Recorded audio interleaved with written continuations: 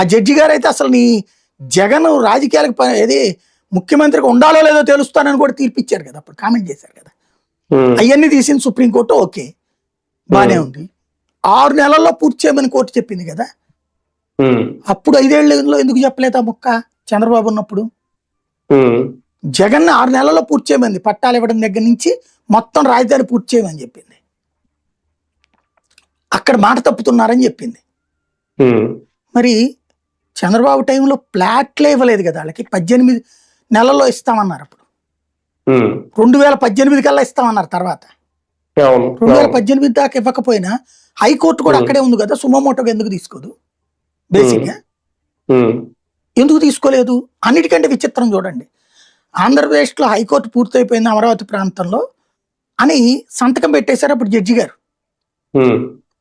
ఇక్కడికి వస్తే పూర్తిగా అలా విడిపోయింది, విడదీసేశారు. సుప్రీంకోర్టు విడదీసేసింది అప్పుడు హైకోర్టు.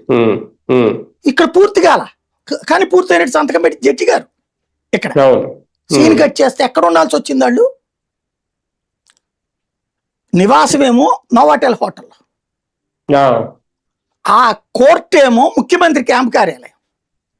చంద్రబాబు ఖాళీ చేసి ఇచ్చిన క్యాంపు కార్యాలయాన్ని కోర్టుగా నడిపారు దాదాపు 5-6 నెలలు.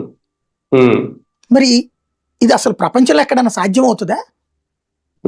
అట్ట కన్స్ట్రక్షన్ పూర్తి కాకుండా పూర్తయిందని అధికారి చెప్పారనుకోండి, నిలదీస్తారు పిలిచి, ఏంటి మోసం చేస్తున్నావు నువ్వు అని. జడ్జి గారే సంతకం పెట్టి చివరికి ఆల్టర్నేటివ్ అంటూ ఒక తెలుగు చంద్రబాబు గారు ఉన్న ఇంటిని కోర్టుగా మార్చారు. హైకోర్టుని, పోనీ ఇదేదో మ్యాజిస్ట్రేట్ కోర్టు కాదు, హైకోర్టుని నెలల పాటు నడిపారు. సుప్రీంకోర్టు జోక్యం చేసుకోలేదు, హైకోర్టు ఏంటని నిలదీయలేదు. ఏంది ఇది మోసం అని చెప్పేసి అయిపోయింది కదా. ఇప్పుడు మొన్న కొండవీడి వాగు, పాలవాగు పొంగి వచ్చినాయా లేదా ఏరియాలో? ఆ నీళ్లలో నుంచి వెళ్ళారా లేదా జడ్జీలు, లాయర్లు? అంటే ఒక నీటి ప్రవాహ ప్రాంతంలో ఎట్లా కడుతున్నారు అన్నటువంటిది, చెరువుల గురించి వీటన్నిటి గురించి మాట్లాడతారు కదా. అక్కడ ఎందుకు అడగలేదు కోర్టు? సుమోటోగా ఎందుకు పిలిపించలేదు? ఏందా ఇది నీటి ప్రవాహం ఏంటి ఇక్కడ అనేసి? దట్ ఈజ్ బాబు. బాబు ఏం చేసినా రైట్ అనే వ్యవస్థలు ఉంటాయి. అవతల